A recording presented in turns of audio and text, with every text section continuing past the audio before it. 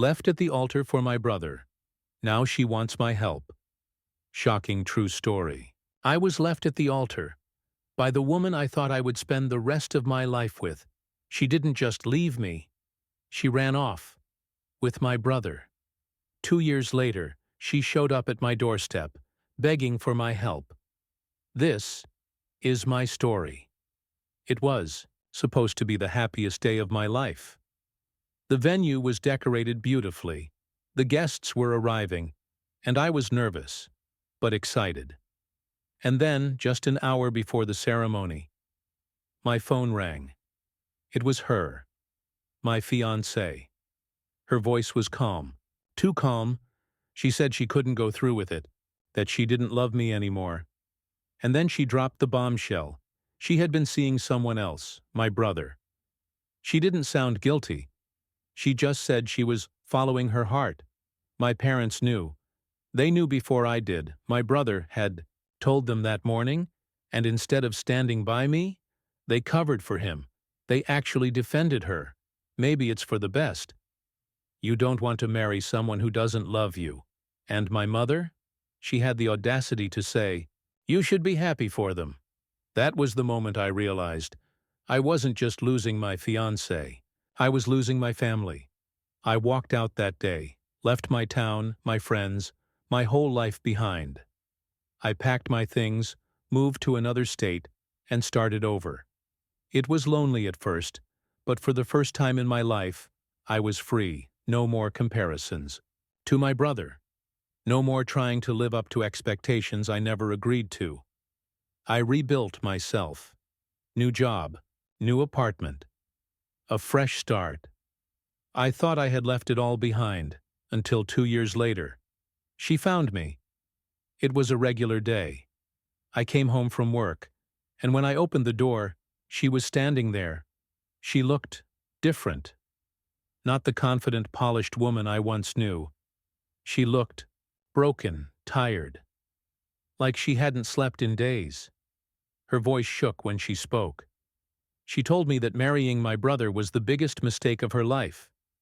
That he was manipulative, controlling, even abusive. They had a child together. And now she was scared. She wanted out. But she feared what my brother would do. She begged me to help. Said I was the only person who truly knew how toxic my family was. She needed me to testify in court, to help her keep custody of their child. And you know what I said? No. No anger. No yelling. Just no. And I shut the door. And then the messages started. Mutual friends, old acquaintances, even family members I hadn't spoken to in years. They called me selfish, a coward. Her former maid of honor, the same girl who was supposed to stand by me at the wedding, sent me a message saying I wasn't man enough to help. Funny, isn't it? These people didn't care when I was the one left broken. But now that she needed help, suddenly I was the bad guy. But here's the thing. I owe her nothing. She made her choice. She walked into that life willingly. And she let my family destroy me without a second thought. Now she expects me to save her? No, I refused to go back, but then I started thinking about the child. He didn't choose this.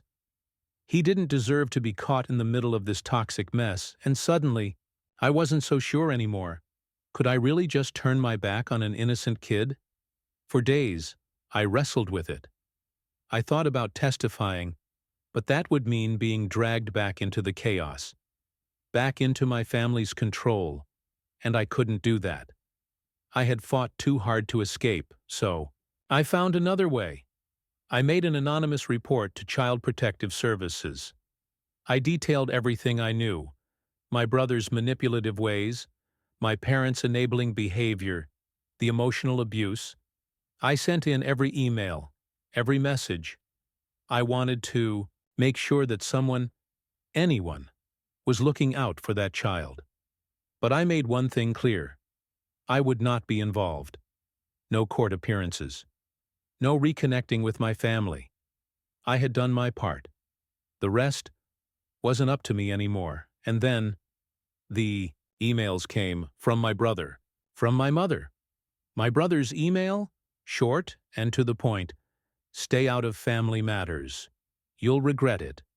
The arrogance. My mother's call? She didn't even ask how I was.